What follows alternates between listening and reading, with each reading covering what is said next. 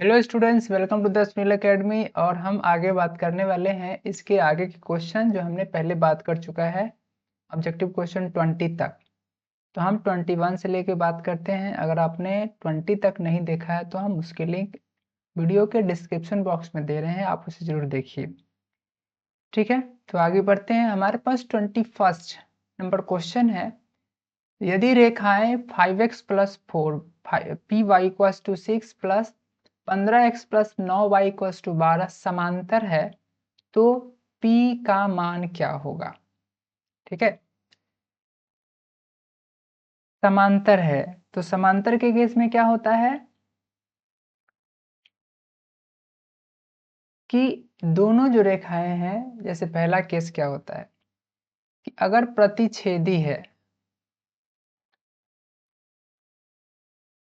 प्रतिच्छेदी के केस में क्या होता है a बट्टा बी जो है b बट्टा c बट्टा a1 बट्टा a2 जो है सो a1 बाई a2 b1 बटा b2 के बराबर नहीं होता है। ठीक है, उसके बाद दूसरा क्या है, समांतर के केस में क्या होगा,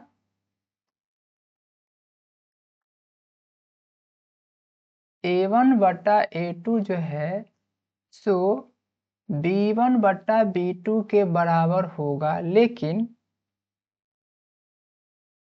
वो क्या होगा c1 बटा c2 के बराबर नहीं होगा। ठीक है, क्योंकि पहला और दूसरा का रेशियो जब इक्वल हो जाता है तो समांतर हो जाता है, और समांतर हो जाएगा तो क्या होगा, एक दूसरे को इंटरसेक्ट नहीं करेगी, और नहीं करेगी तो कोई सोल्यूशन नहीं होगा। इसलिए यहाँ पे क्या हो जाएगा 5/15 इक्वल्स टू p/9। क्या हो जाएगा 5 3 जा 15, तो p इक्वल्स टू हो जाएगा 9/3, तो 3 3 जा 9। आंसर क्या हो जाएगा इसका, ए हो जाएगा। ठीक है, अगर तीनों का तीनों इक्वल हो जाता तो क्या होता, अगर तीनों का तीनों इक्वल हो जाता यानी कि b1 बटा b2 c1 बटा c2 अगर तीनों इक्वल हो जाता तब तो हो जाता है इसके, तब तो ये क्या हो जाता है, वास्तव में दोनों लाइन क्या है तो एक ही लाइन है, दोनों लाइन क्या हो जाएगा एक ही लाइन हो जाता, यानी कि सारे के सारे पॉइंट कॉमन हो जाते, यानी कि इसके सॉल्यूशन क्या होते, हल क्या होता तो अनगिनत होता। ठीक है, नेक्स्ट है, यदि दो चरों में दो रैखिक समीकरणों के आलेखी प्रतिच्छेदी रेखाएं हो, समीकरणों के जो आलेख है वो प्रतिच्छेदी रेखा हो तो हलों की संख्या कितनी होगी। अगर प्रतिच्छेदी रेखा है, एक दूसरे को इंटरसेक्ट करती है, एक दूसरे को प्रतिच्छेद करती है, तो एक ही बिंदु पे दोनों दोनों एक ही बिंदु कॉमन होगा दोनों में, इसलिए क्या होगा सिर्फ उसका एक हल होगा। दूसरा है कि 5x minus 8y equals to 0 है, 10x minus 18y equals to 0 है, तो x और y के क्या क्या मान होंगे। तो इसको सोल्व करने से बेहतर है कि वैल्यू पुट कीजिए, क्योंकि x का वैल्यू अगर इसमें 5 पुट कीजिएगा तो 5 5 जब 25 25 और 8 इंटू 0 0, तो 25 बराबर 0 तो कभी हो नहीं सकता है। ठीक है, तो पहला कैंसिल। दूसरा x equals to 0 y equals to 0, x 0 रखे तो ये तो खत्म हो गया, लेकिन 8 इंटू 18 18 8 144 माइनस 144 इक्वल्स टू 0 होगा, नहीं होगा, ये भी कैंसिल। दोनों जीरो पुट करेंगे तो क्या होगा, दोनों जीरो हो गया, 5 इंटू 0 0, 8 इंटू 0 0, 0 माइनस 0, यहाँ भी वही होगा, तो ऑप्शन क्या हो जाएगा इसका सी हो जाएगा। 1 भी पुट करेंगे तो नहीं होगा, 1 पुट करेंगे तो कितना होगा 5 इंटू 1 5, 8 इंटू 1 8, तो 5 माइनस 8 माइनस 3 और माइनस 3 0 के बराबर नहीं होगा।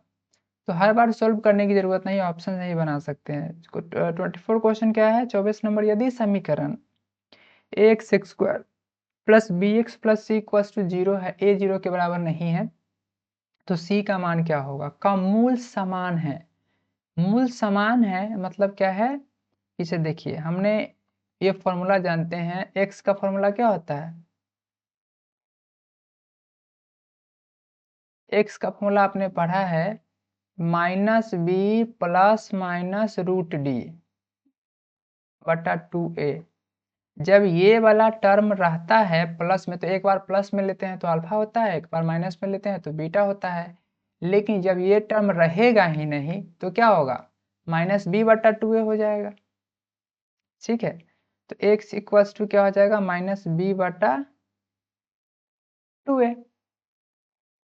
लेकिन जब मूल समान होने के लिए इसका मतलब डी का जीरो होना जरूरी है। डी जीरो होने का मतलब क्या हुआ, डी का वैल्यू होता है b square minus four a c equals to zero. ठीक है, तो बी स्क्वायर इक्वल्स टू क्या हो जाएगा, तो फोर ए सी हो जाएगा। तो सी का वैल्यू कितना हो जाएगा, बी स्क्वायर। अब फोर इधर है तो बटा में चला जाएगा, तो क्या हो जाएगा, C equals to B square by four A, यानी कि ऑप्शन बी हो जाएगा। सी का वैल्यू पूछ रहा था, एक्स का वैल्यू नहीं पूछ रहा था, इसलिए आप इसको नहीं बनाएंगे, लिखेंगे वहां पे। ठीक है, ओके। नेक्स्ट क्या है, नेक्स्ट है निम्नलिखित में से कौन सा द्विघात समीकरण नहीं है। द्विघात समीकरण का मतलब क्या होता है, जिसमें पावर दो हो। तो यहाँ भी हम स्क्वायर तोड़ेंगे तो एक्स का पावर दो ही होगा, एक्स प्लस टू का स्क्वायर करेंगे तो एक्स स्क्वायर ही होगा ज्यादा से ज्यादा, इसमें भी एक्स स्क्वायर ही है। तो अगर इसको आप सोल्व करेंगे तो एक्स स्क्वायर और थ्री एक्स स्क्वायर, यानी कि आपको रहेगा तो एक्स स्क्वायर के टर्म में, यानी कि एक्स स्क्वायर वाला टर्म रहना चाहिए, वो खत्म नहीं होना चाहिए। ठीक है, जैसे यहाँ देख लीजिए ये रूट वाला है, थोड़ा सा उटपटांग तो यही लग रहा है, इसको तोड़िएगा तो क्या होगा, रूट एक्स माइनस थ्री का होल स्क्वायर तो क्या हो जाएगा, two x square minus six root two x, ठीक है, plus nine equals to two x square plus four. देख रहे हैं कि एक्स स्क्वायर वाला टर्म खत्म हो गया, इसमें क्या एक्स स्क्वायर वाला टर्म है ही नहीं। Minus six root two x plus nine minus four, तो इसमें तो एक्स स्क्वायर वाला टर्म ही नहीं है। जब एक्स स्क्वायर वाला टर्म नहीं है तो ये तो द्विघात समीकरण हुआ ही नहीं। तो क्या है, कौन इसमें से कौन द्विघात समीकरण नहीं है, तो सी।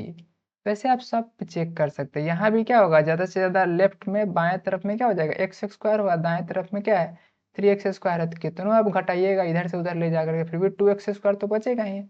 यहाँ भी माइनस एक्स स्क्वायर है, एक्स स्क्वायर यहाँ भी सेम नहीं है, क्योंकि ये इधर आएगा तो भी क्या हो जाएगा, x square plus x square, तो टू एक्स स्क्वायर। यानी कि हमारे पास एक्स स्क्वायर वाला टर्म बचना चाहिए, तभी हम कह सकते हैं उसको द्विघात है।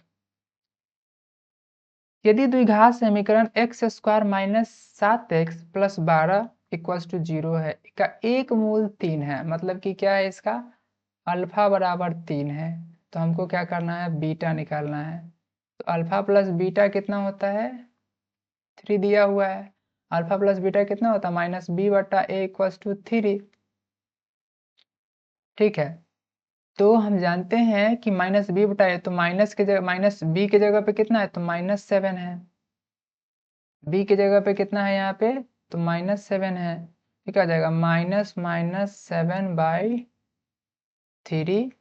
ओ सॉरी, बी का वैल्यू तो निकालना ही है हमको। ओके ओके ओके,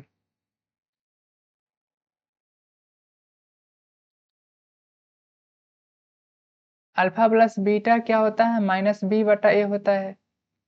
और अल्फा की जगह पे तीन है, बीटा की जगह पे बी है। ठीक है, तो माइनस बी बटा ए, तो माइनस बी बटा ए है, तो माइनस बी कितना हो जाएगा, माइनस, यानी कि बी के जगह पे हो जाएगा माइनस सेवन बटा ए का वैल्यू वन, तो कितना हो जाएगा, थ्री प्लस बीटा बराबर कितना हो जाएगा, सात हो जाएगा। तो बीटा बराबर सात माइनस तीन, यानी कि चार हो जाएगा। ठीक है, इसमें माइनस फोर भी दिया हुआ है, प्लस फोर भी दिया हुआ है, माइनस थ्री भी दिया हुआ है।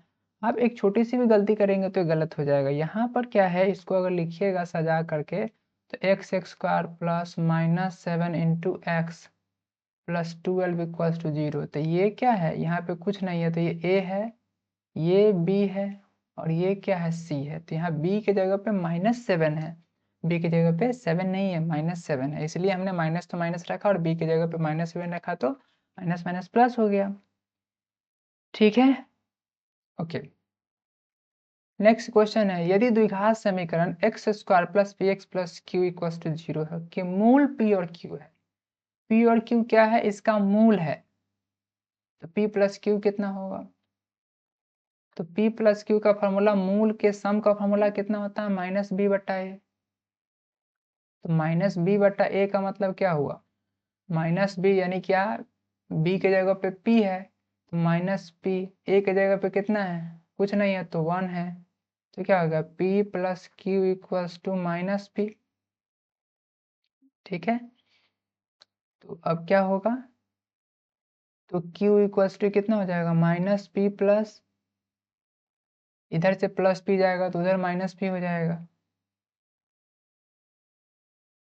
कितना हो जाएगा? q equals to minus 2p। ये फिर सीधे कह सकते हैं कि p plus q equals to कितना होगा? कि मूल p तथा q है, तो p प्लस क्यू कितना होना चाहिए? p प्लस क्यू कितना होना चाहिए? माइनस p बटा ए। तो माइनस b यानी कि माइनस p बटा 1 यानी कि माइनस p। ओके, तो ठीक है। तो p plus q equals to 0, तो p plus q equals to कितना हो जाएगा यहाँ? p plus minus 2p minus p। चूंकि आंसर में तो ऐसा कुछ नहीं है, दोनों का मूल है p और q, तो क्या कर सकते हैं? दोनों का मूल p तथा q है, तो दोनों के मूल को जोड़ेंगे तो अल्फा प्लस बीटा कितना होना चाहिए? हाँ, अल्फा इंटू बीटा कितना होगा? अल्फा प्लस बीटा की बात करें तो माइनस बी बटा, यहाँ माइनस बी यानी कि माइनस पी बटा 1 यानी कि माइनस पी होगा। इसको सोल्व करेंगे तो q equals to minus 2p होगा। ओके,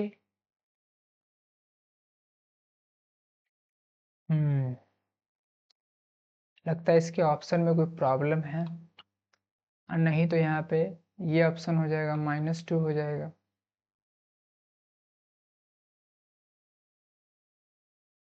ठीक है, ओके, आगे देखते हैं।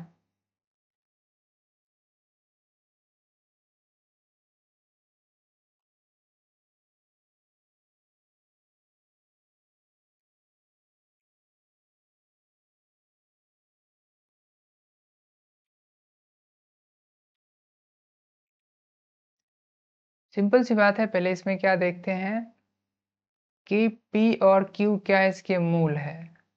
मूल मतलब रूट है, यानी कि इसको पुट करने पे क्या हो जाएगा? ये 0 के बराबर हो जाएगा। ठीक है, तो इसमें अगर p पुट करते हैं तो कितना हो जाएगा? p square plus p into p plus q equals to 0।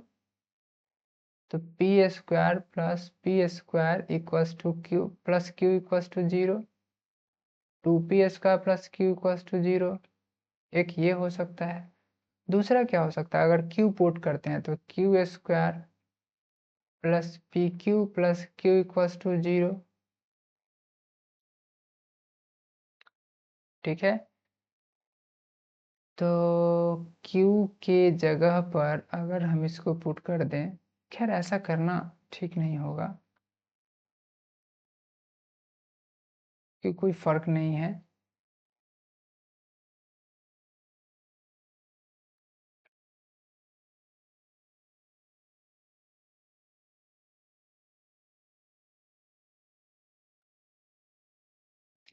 क्या सिंपल सी बात है, इसमें निकालना है p प्लस क्यू, तो p एक है, दूसरा q है, यानी कि ये अल्फा है, ये बीटा है। तो अल्फा प्लस बीटा का फॉर्मूला क्या होता है? माइनस बी बटा ए।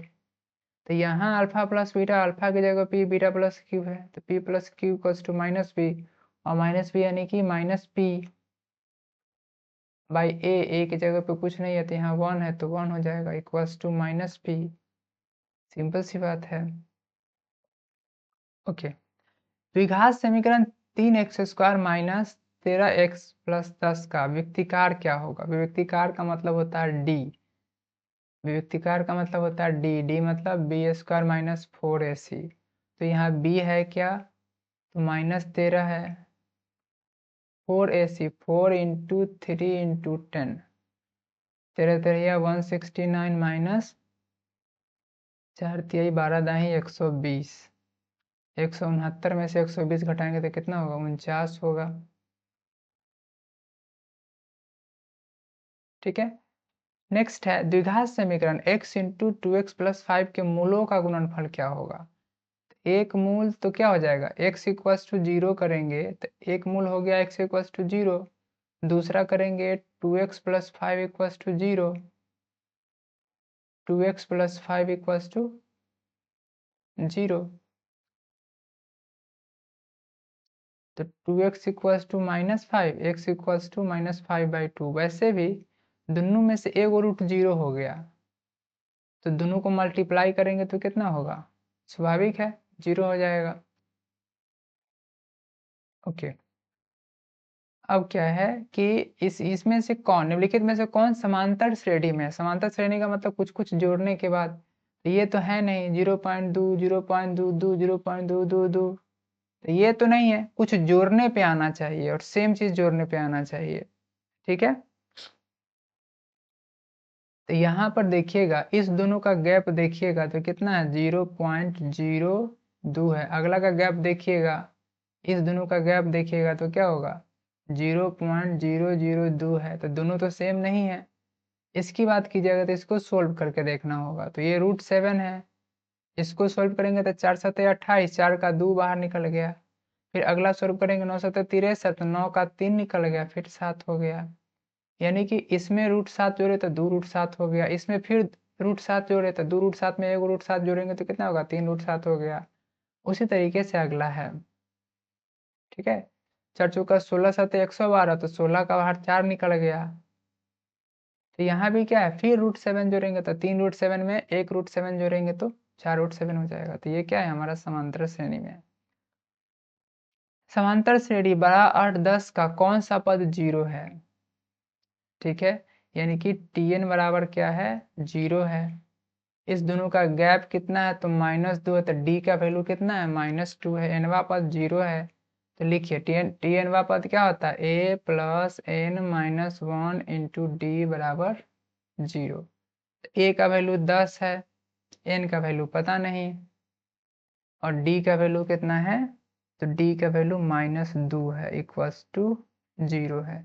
इसको सोल्व करेंगे तो कितना होगा? 12 माइनस 2n प्लस 2 बराबर 0। कितना हो जाएगा? 12 2 14, 12 2 14 माइनस 2n बराबर 0। तो 14 बराबर 2n और n बराबर कितना हो जाएगा? 2 7 14, 7 हो गया, 7वां टर्म है। अगला है समांतर श्रेणी -5 -1 3 7 का सार्वंतर क्या? तो सार्वंतर में क्या करते हैं हम? सार्वंतर में क्या करते हैं कि बाद वाले में से पहले वाला घटाते हैं। यानी कि -1 में से -5 घटाएंगे, यानी कि बाद वाला में से पहले वाला घटाते हैं। तो माइनस में से -5 घटाएंगे तो कितना होगा? -1 प्लस 5 बराबर 4 हो जाएगा। ठीक है। ओके। अगला क्या है? यदि समांतर श्रेणी का पहला पद d है और सार्वंतर d है तो इन पदों का योगफल कितना होगा? तो फॉर्मूला ही डायरेक्ट है, n/2 into 2a plus n-1 into D. अगला, यदि समांतर श्रेणी का nवां पद दिया हुआ है तो t5 कितना होगा? t5 में n की जगह 5 पुट कर दीजिए। तो n की जगह 5 पुट करेंगे तो कितना होगा? t5 equals to 3 minus 4 into 5, तो 3 माइनस 20 -17। अगला क्या है? यदि समांतर श्रेणी का सामान्य पद दिया हुआ है, यानी कि यहाँ पर ये भी क्या है? तो Tn ही है। d का वैल्यू कितना होता है? सार्वंतर का मतलब d का मतलब कितना होता है कि अगला में से पिछला वाला घटा दीजिएगा तो वही हो जाएगा। तो T2 का वैल्यू कितना हो जाएगा? 17 माइनस 5 गुना 2। अगला क्या है 17 माइनस 5 गुना 1, कितना हो जाएगा 17 माइनस 10 माइनस 17 प्लस 5, 17 से 17 कट गया, माइनस 10 प्लस 5 माइनस 5, सार्वंतर कितना हो जाएगा 5 हो जाएगा। ठीक है, अगला क्या है प्रथम n विषम संख्याओं का योगफल कितना होगा। तो एक तो है तो याद कर जाइए, इसका दूसरा फॉर्मूला क्या है तो हम जानते हैं कि दो विषम संख्याओं का अंतर क्या होता है तो 2 होता है। ठीक है, अब वैसे चाहे तो आप फॉर्मूला रख सकते हैं, यहाँ पर n एक रखिएगा, एक रखिएगा तो 2 होगा, 2 रखिएगा तो 3 होगा। ठीक है, एक रखेंगे तो 1 होगा, 2 रखेंगे तो कितना होगा 3 होगा। ठीक है, 3 रखेंगे तो कितना होगा 4 होगा, एक रखे तो 2 हुआ, एक रखेंगे तो 2 होगा, 2 रखेंगे तो 3 होगा। तो क्या विषम संख्या है नहीं है। यहाँ पर कीजिएगा तो एक रखेंगे तो 1 माइनस 1 जीरो हो गया, तो जीरो तो है नहीं विषम संख्या, ये भी कैंसिल हो गया। यहाँ पर एक एक जा एक रखिएगा, यहाँ एक रख के देखिए तो एक रखेंगे तो कितना 2 1 2 माइनस 1 1 हो गया, 2 रखेंगे 2 दूना 4 माइनस 1 3 हो गया, 3 रखिएगा तो 3 दूना 6 माइनस 1 5 हो गया, 4 रखिएगा 4 दूना 8 माइनस 1 7 हो गया। ये तो सारा का सारा विषम संख्या है, ये तो पूर्ण वर्ग संख्या होगा 1 4 9 16, ये तो वर्ग संख्या है तो विषम संख्या हो गया ये। तो एक तो तरीका ये है कि वैल्यू पुट करके चेक कर लीजिए, उसमें रख के देख लीजिए कि रखने पे क्या आता है। ओके, दूसरा है यदि 18x, y माइनस 3 समांतर श्रेणी में तो x प्लस वाई कितना होगा। ठीक है, तो हम जानते हैं इसमें से इसको घटाइएगा तो भी उतना ही होगा, इसमें से इसको घटाइएगा तो भी उतना ही होगा, क्योंकि दोनों d है। क्योंकि समांतर श्रेणी में तो अगला में से किसी अगला में से उसके पीछे वाला घटाइएगा तो क्या होगा वो उसका जो अंतर है वह समान ही होगा। तो x माइनस 18 भी उतना ही होगा जितना कि -3 माइनस वाई होगा। ठीक है, तो x हो गया, माइनस वाई को इधर ले जाइएगा तो प्लस वाई, और -18 को उधर ले जाइएगा तो +18, तो कितना हो जाएगा x प्लस वाई बराबर 15। ठीक है, हाँ स्वाभाविक सी बात है कि अगर हम y माइनस एक्स करते तो भी कोई दिक्कत नहीं है, y माइनस एक्स करते तो भी दिक्कत नहीं है, कर सकते थे।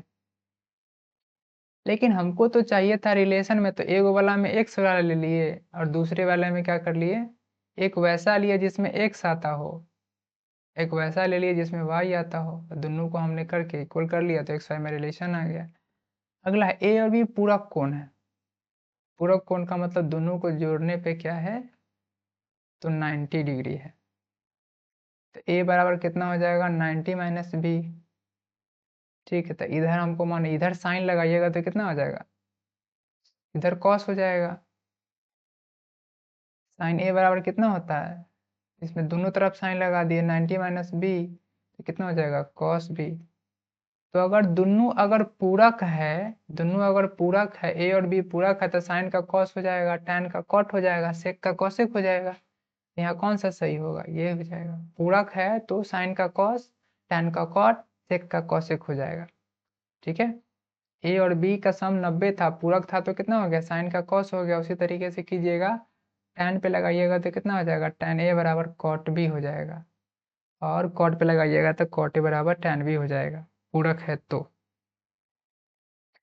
अगला है कि cos 90 माइनस थीटा कितना होगा, ये फाई है, cos 90 माइनस 5 कितना, फाई कितना होगा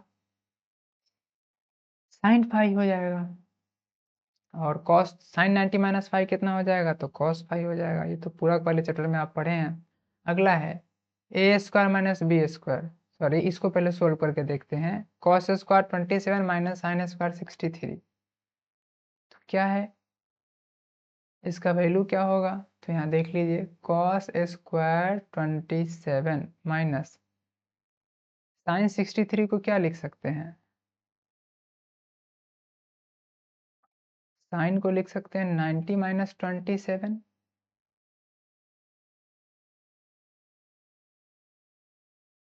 ठीक है, क्या लिख सकते हैं 90 माइनस 27 इस पूरा का स्क्वायर। अब इसको सोल्व कीजिएगा तो कितना होगा कॉस स्क्वायर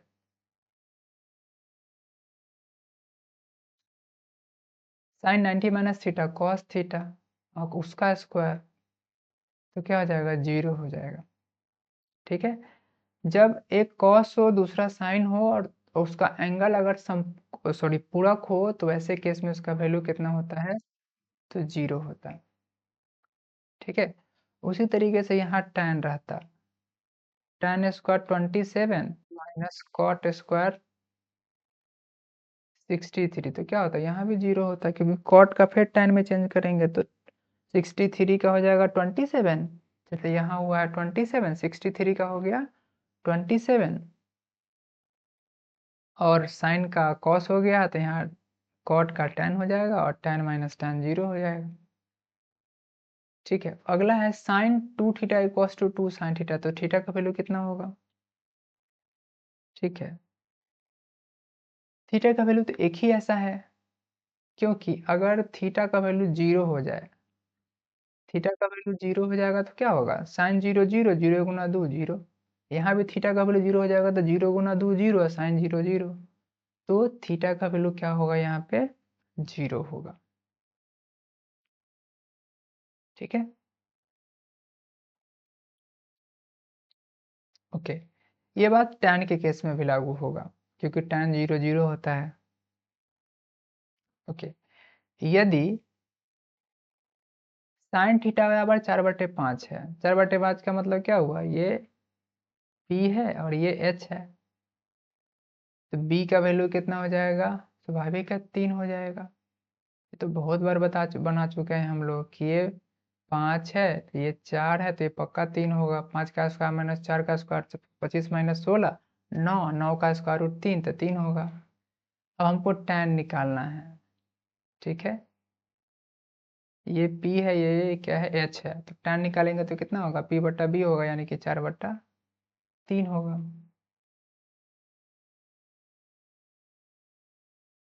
अगला है tan थीटा का वैल्यू मालूम है हमको।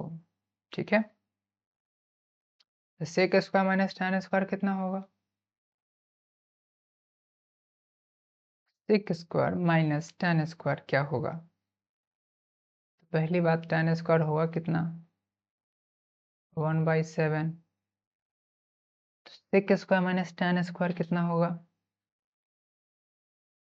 तो tan का वैल्यू हमको मालूम है तो इससे क्या पता किया जा सकता है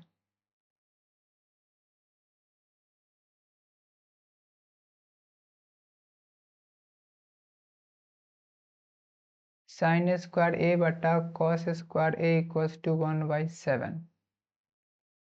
तो आप कह सकते हैं कि यहाँ कॉस स्क्वायर का वैल्यू कितना है 7 है तो सेक स्क्वायर का वैल्यू कितना हो जाएगा 1/7 हो जाएगा।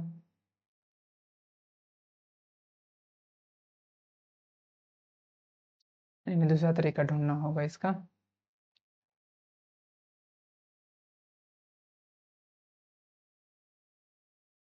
क्या हो जाएगा यहाँ पे देखिए एक काम है tan मालूम है मतलब ये p है और ये b है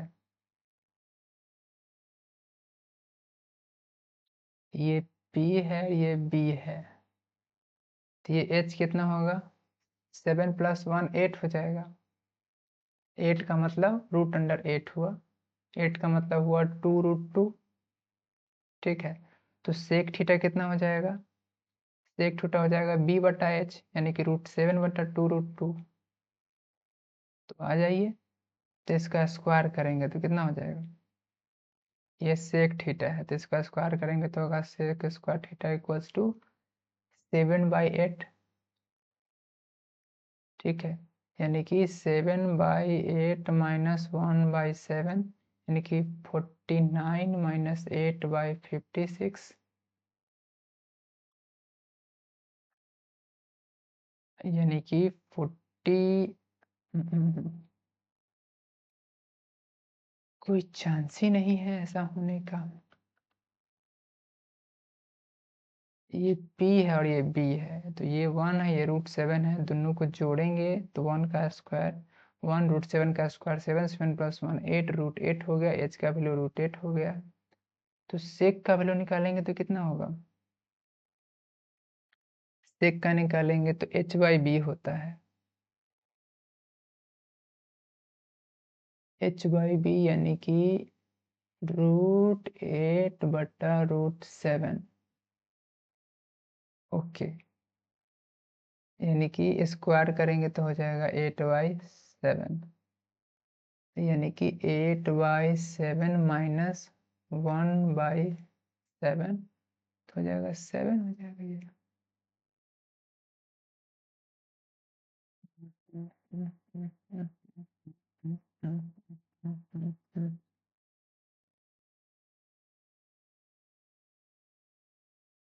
क्या कर सकते हैं?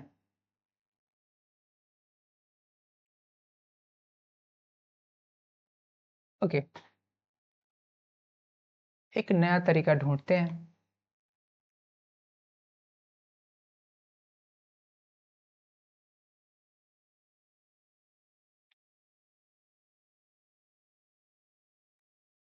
एक बात तो है यहाँ पे, क्या कि tan थीटा इक्वल्स टू कितना है? 1/√7 है, ठीक है। तो एक काम क्या किया जा सकता है कि यानी कि p बट्टा b मालूम है 1/√7 है, तो p इक्वल्स टू 1 हो गया, b इक्वल्स टू √7 हो गया, तो h इक्वल्स टू क्या हो जाएगा? √p² plus b², p² plus b², यानी कि हो गया √1 प्लस 7 यानी कि √7, h निकल गया। तो सेक थीटा का फॉर्मूला क्या होता है? h/b होता है। तो h हमको मालूम हो गया √7 है, b हमको मालूम है कि √7 है,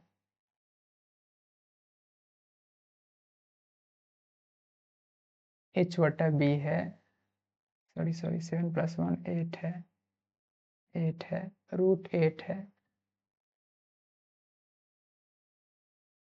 √8 है। तो सेक स्क्वायर थीटा स्वाभाविक बात है 8/7 हो गया, और tan स्क्वायर थीटा कितना हो जाएगा? 1/7 हो जाएगा। तो 8 माइनस 1/7 यानी कि 7/7 यानी कि 1 हो जाएगा,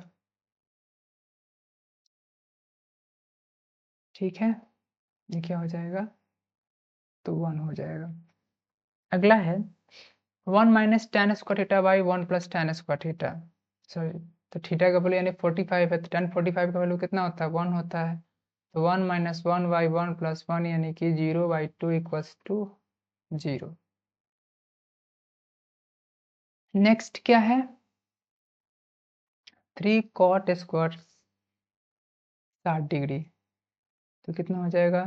3 इंटू, ठीक है, tan 60 कितना होता है? √3 होता है, तो cot 30 1/√3 होता है, tan 30 तो cot 60 कितना हो जाएगा? 1/√3 हो जाएगा,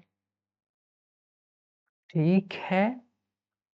ओके, तो 1/√3 का स्क्वायर हो गया, यानी कि 3 इंटू 1/3, 3 3 कैंसिल, तो क्या हो गया? इक्वल टू में 1 हो गया। नेक्स्ट क्या है? ये कैसे बनेगा? 1 है, 2 है, cos 2 है, cos 3 है। अच्छा, इसमें कहीं ना कहीं तो cos 90 होगा ही, और cos 90 का वैल्यू कितना होता है? 0 होता है, cos 0 1 होता है, cos 90 सॉरी 0 नहीं है। ओके, उसके बाद देखते हैं, 0 है, 90 है, उसके बाद 180 है। 0 पे 1 होता है, 0 होता है, cos 01 cos 90 0, तो एगो जीरो cos 90 जीरो होने की वजह से किसी भी प्रोडक्ट में अगर एगो जीरो हो जाए बीच में, अगर एगो जीरो हो जाए तो क्या होगा, टोटल को जीरो बना देता है, तो यही हो जाएगा। इसी के बेसिस पे क्वेश्चन बनेगा। अगला है 2 minus two cosec square theta, तो 2 कॉमन ले लीजिए, 1 माइनस कॉसेक स्क्वायर थीटा, तो 2 तो कितना हो जाएगा, 2 into minus cot square theta हो जाएगा, यानी कि -2 कॉट स्क्वायर थीटा। कैसे, तो आप जानते हैं cosec square theta minus cot square theta equals to 1 होता है। ये अगर उधर चला गया यानी कि माइनस कॉट स्क्वायर थीटा तो इधर रहिए जाएगा, 1 minus cosec square theta, 1 minus cosec square theta, तो माइनस कॉट स्क्वायर थीटा हो गया, और मल्टीप्लाई करेंगे तो यही आएगा। नेक्स्ट क्या है, यदि a sin x बराबर 1 है, b cos x बराबर 1 है, तो cot x क्या होगा, cot निकालना, दोनों को डिवाइड कर दीजिए, b cos x बटा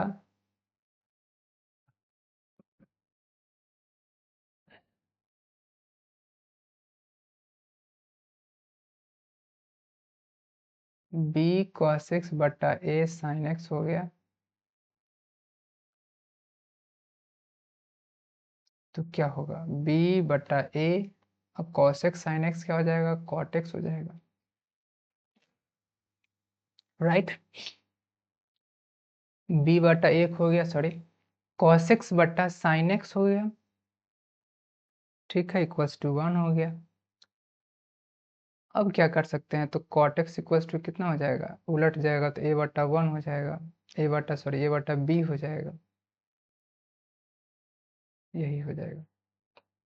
नेक्स्ट क्या है, साइन स्क्वायर 45 कॉस स्क्वायर 45, तो ये तो cos square theta plus sine square theta 1, और 1 माइनस 1 कितना हो जाएगा, 0,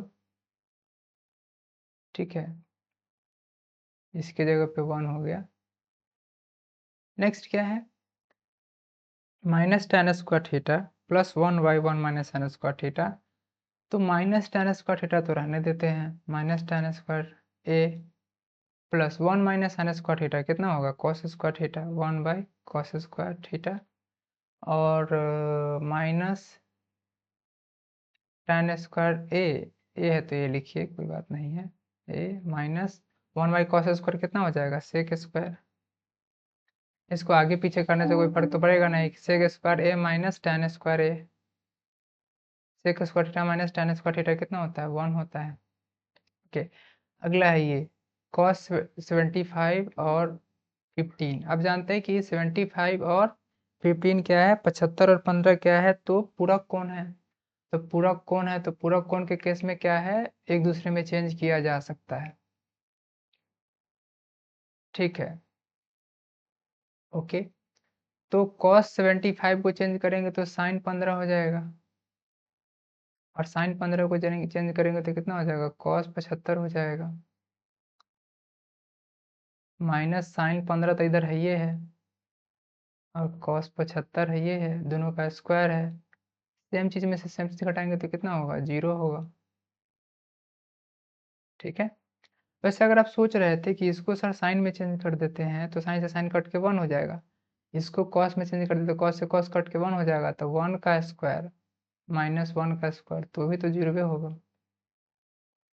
यहाँ पर क्या हो जाएगा, cos 60 बाई tan 60, cos बटा tan कितना होता है, cot होता है, cot 60 होता है, अब cot 60 में tan 60 मल्टीप्लाई करेंगे तो कितना होगा, cos theta into tan theta 1 होता है, तो 1 हो जाएगा। नेक्स्ट क्या है, तो cosec phi minus cot phi equals to y है, तो cot फाई कितना हो जाएगा, ओके। cosec यानी कि 1 बटा साइन फाई, cot फाई यानी कि cos फाई बटा साइन फाई बराबर y है, ठीक है।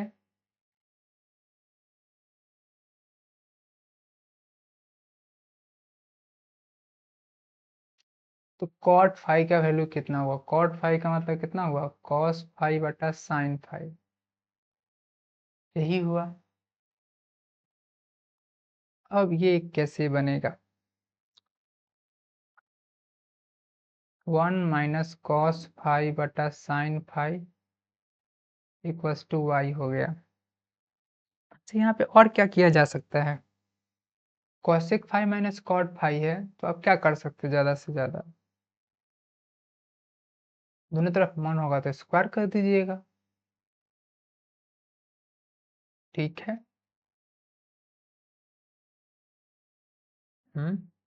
या फिर ऐसा करते हैं,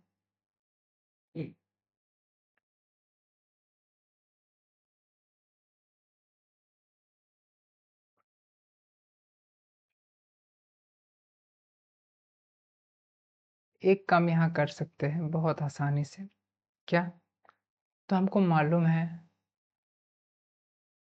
cosec phi minus cot phi equals to y है, तो ऐसा करते हैं कॉसेक फाई को इस तरफ रहने देते हैं, वाई प्लस कॉट फाई कर देते हैं और दोनों तरफ स्क्वायर कर देते हैं। तो क्या हो जाएगा? कॉसेक स्क्वायर फाई बराबर कितना होगा? Y square plus cot square phi plus 2 cot phi into Y. अब क्या हो जाएगा?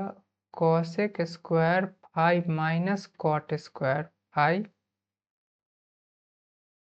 बराबर Y square plus 2 cot phi Y. इतना बराबर तो 1 होता है, तो 1 कर देते हैं, वाई स्क्वायर को इधर ले आते हैं, माइनस वाई स्क्वायर हो गया। ये हो गया 2 कॉट फाई वाई। तो कॉट फाई इक्वल्स टू क्या हो जाएगा? 1 माइनस वाई स्क्वायर बटा 2y, 2 इंटू वाई बटा में चला है, ठीक है। तो इस तरीके से ये बनेगा, ठीक है। अगला देखते हैं। कॉसेक 30 का वैल्यू कितना होता है? साइन 30 का वैल्यू होता है 1/2। सॉरी, साइन 30 का वैल्यू होता है 1/2। तो वो किसके बराबर होगा? तो साइन का हो जाता है कॉस।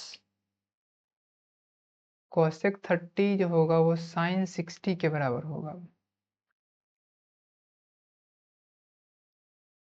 एक सेकेंड, कॉसेक 30 जो होगा वो सेक 60 के बराबर होगा। सॉरी, साइन का कॉस के साथ होता है, ऐसे ऐसे, यानी कि 30 जो है इसके 60 के बराबर होगा, इसका 60 इसके 30 के बराबर होगा। उसी तरीके से क्या होता है? सेक का कॉसेक के साथ होता है, सेक का 30 कॉसेक के 60 के बराबर होगा, और कॉसेक का 30 क्या होगा? सेक के 60 के बराबर होगा, ठीक है। अगला क्या? 2 कॉस 3 थीटा इक्वल्स टू 1 है, तो थीटा का वैल्यू कितना होगा? पहली बात तो कॉस 3 थीटा बराबर कितना हो जाएगा? 1/2। और कॉस में 1/2 किसका वैल्यू होता है? 60 का, यानी कि 3 थीटा बराबर हो गया 60, तो थीटा बराबर कितना हो जाएगा? 20।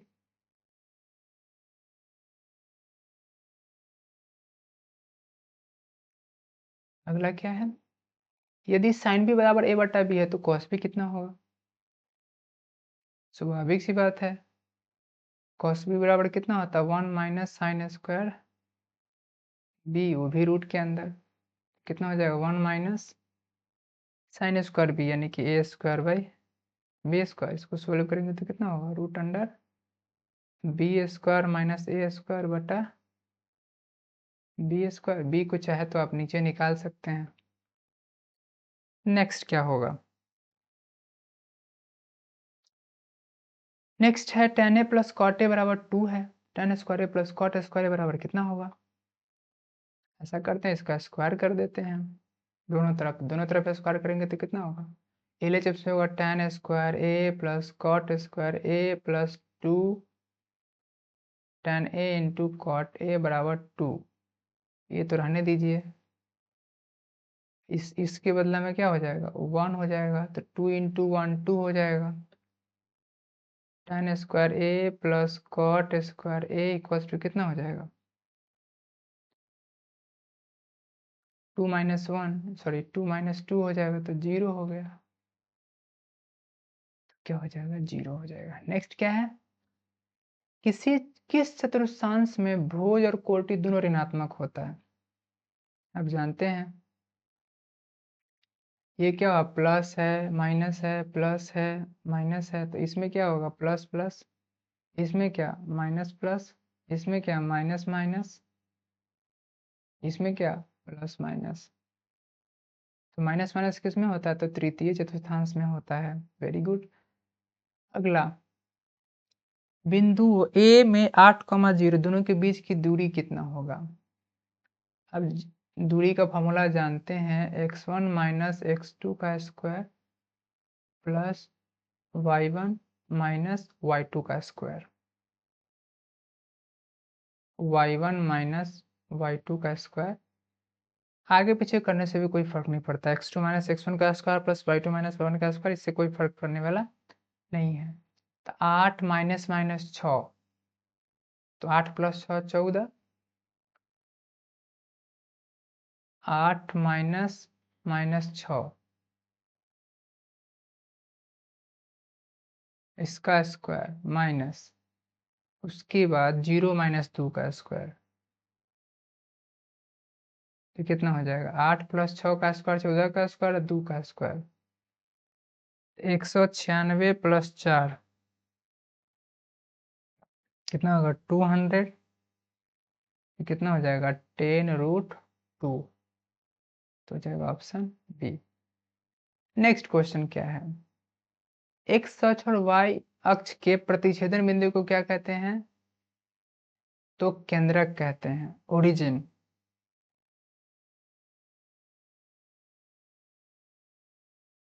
परिकेंद्र, लंब केंद्र, बिंदु,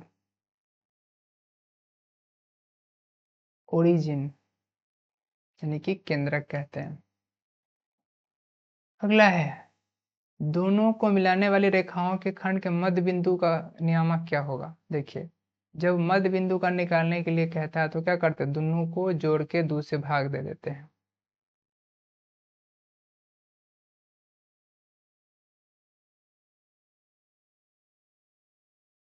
ठीक है, तो 4 plus 8/2, 4 8 12/2, 6 minus 7 plus minus 5 plus 7/2 यानी कि 2/2, तो 1 6,1।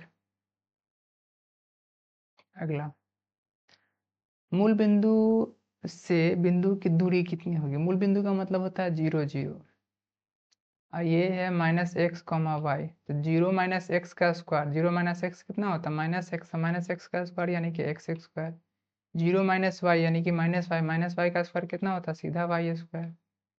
ये क्या हो जाएगा, सीधा हो जाएगा √x² प्लस वाई स्क्वायर।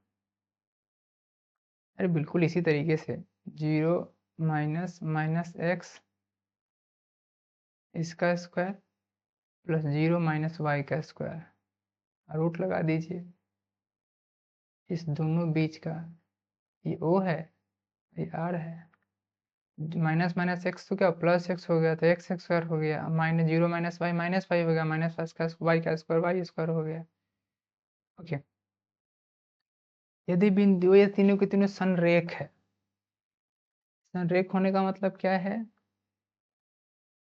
कि इसका एक फॉर्मूला होता है।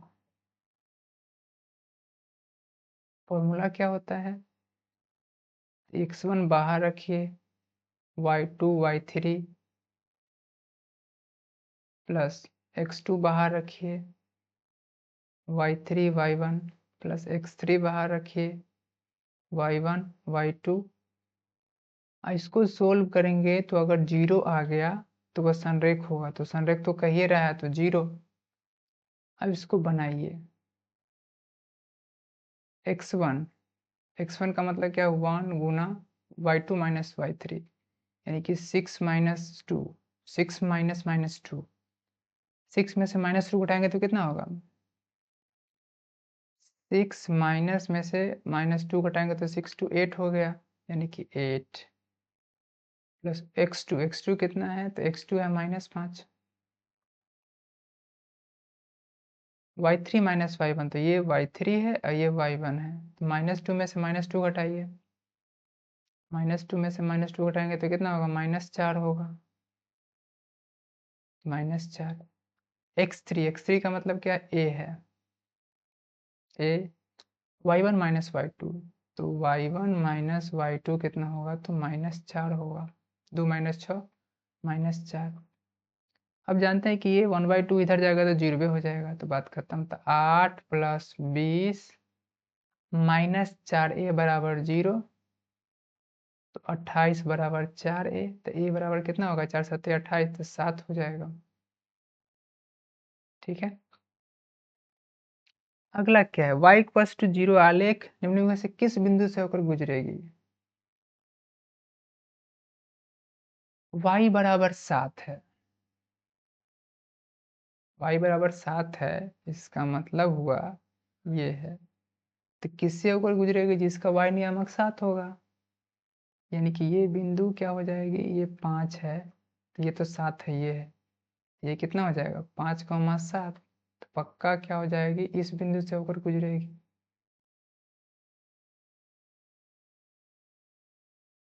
ठीक है, ओके,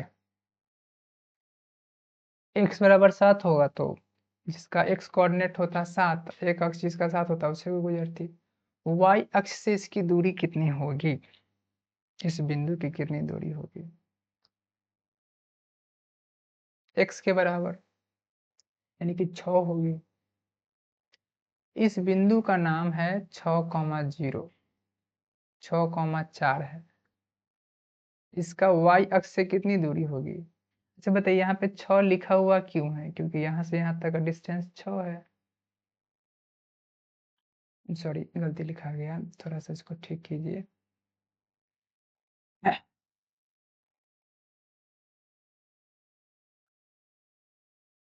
ये बिंदु है 4 है, तभी तो यहाँ 4,6 लिखा गया होगा, यानी कि यहाँ से यहाँ तक का डिस्टेंस कितना है, 4 है, तो यहाँ 4 लिखा गया, तो यहाँ पर 6 क्यों लिखा गया होगा, यहाँ पे 6 होगा, तो बताइए कि इसका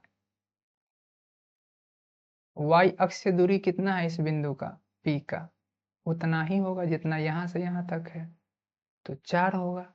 तो y अक्ष से दूरी का है तो x कोऑर्डिनेट, x नियामक का x अक्ष से दूरी का है तो y नियामक, सॉरी 6 हमने गलती से कहा था। ठीक है, a और b दो बिंदु हैं, उसको मिलाने वाली रेखा का रेशियो पता है, तो बताइए कि विभाजित करने वाले जो बिंदु हैं उसका y निर्देशांक कितना होगा, a, b,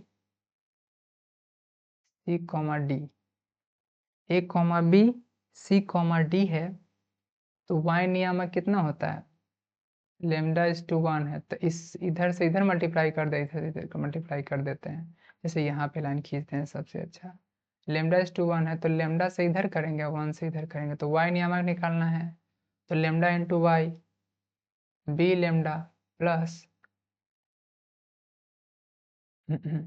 b plus 1 into b, तो b प्लस डी लेमडा बटा लेमडा plus 1, b plus d lambda,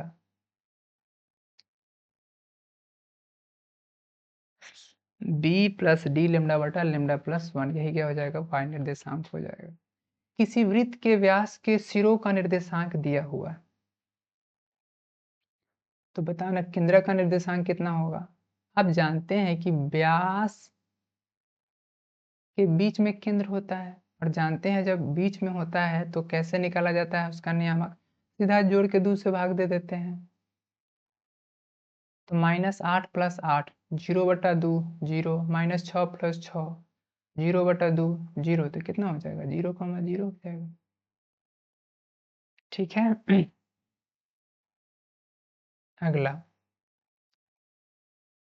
एक त्रिभुज का केंद्रक 4,0 है, ठीक है, 4,0 है, और उसके दो शीर्ष पे जो बिंदु हैं उसका भी दिया हुआ है 5,6, 5, -6 दिया हुआ है, तो तीसरा शीर्ष का बिंदु कितना होगा, इस क्वेश्चन के बारे में हम क्या करेंगे, कल बात करेंगे। ठीक है, वीडियो के अंत तक बने रहने के लिए बहुत बहुत धन्यवाद। मिलते हैं नेक्स्ट क्लास में। ओके।